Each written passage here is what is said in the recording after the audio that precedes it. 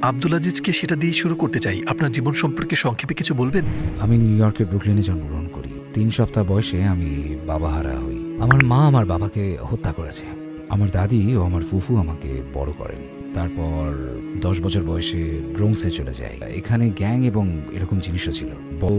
আমি রাস্তায় নেমে পড়ি। যেহেতু রাস্তায় থাকা অধিকাংশই আমাকে গ্রহণ করে, আমি এইভাবেই চলতে থাকি। এভাবেই আমার গ্যাং জীবনের শুরু। কারণ বাসায় আপনার যথেষ্ট পরিমাণ ভালোবাসা এবং মনোযোগ না থাকলে আপনি গ্যাংয়ে জড়িয়ে পড়বেন। এটা অবশ্যই সঠিক ধরনের মনোযোগ নয় যে আপনি প্রত্যাশা করেন। তাই আমি ওই জীবনে অভ্যস্ত হয়ে গেলাম।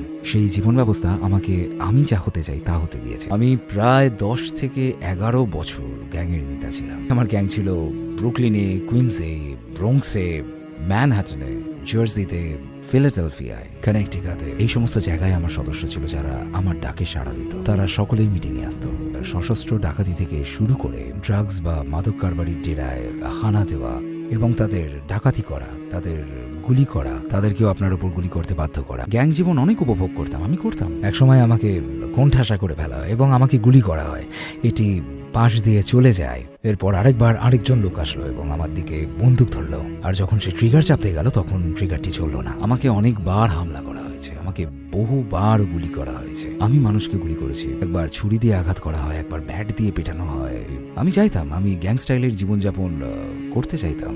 আমি যেহেতু ছোট এবং অভিভাবকহীন ছিলাম তাই এতে অভ্যস্ত হলাম। আপনি রাস্তাগুলো সম্পর্কে জানেন, তারা আপনাকে জীবন্ত গিলে খাবে। তবে সে সময় আমি মরতে একটু অভিত ছিলাম না। কিন্তু কোনো পথপ্রদর্শক না থাকার কারণে রাস্তার জীবন আমার জীবনে ব্যাপকভাবে প্রভাব ফেলেছিল। ওই মুহূর্তে বিশৃঙ্খলাকে আমি উপভোগ করতাম।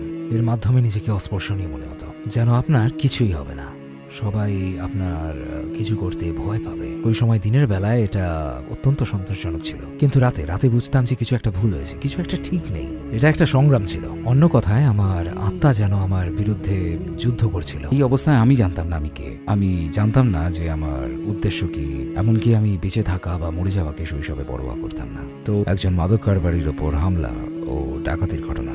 খুব মজার ঘটনা যে আমি যে রাতে গ্রেপ্তার হই ওই রাতেই আমি ইতিমধ্যে সিদ্ধান্ত নিয়েছিলাম যে আমি আত্মহত্যা করব। আমি ইতিমধ্যে সেই পরিকল্পনা করেছিলাম, কারণ আমি বিশ্বাস করতাম না যে জীবনে আর কিছু অবশিষ্ট আছে, আর বেঁচে থাকারও কোনো কারণ ছিল না। একে এখানেই শেষ করলে কি হয়, এমনটাই অনুভব করলাম। আমার জীবনে কোনো উদ্দেশ্য ছিল না। আত্মহত্যা করতে যাওয়ার সম্ভাব্য সময়ের প্রায় 2 ঘন্টা আগে আমি গ্রেপ্তার হই, আর আমি স্বেচ্ছায় যাই তাদের সাথে। আমি স্বেচ্ছায় তাদের সাথে যাচ্ছিলাম মূলত আমার কৃত অপরাধের জন্যই।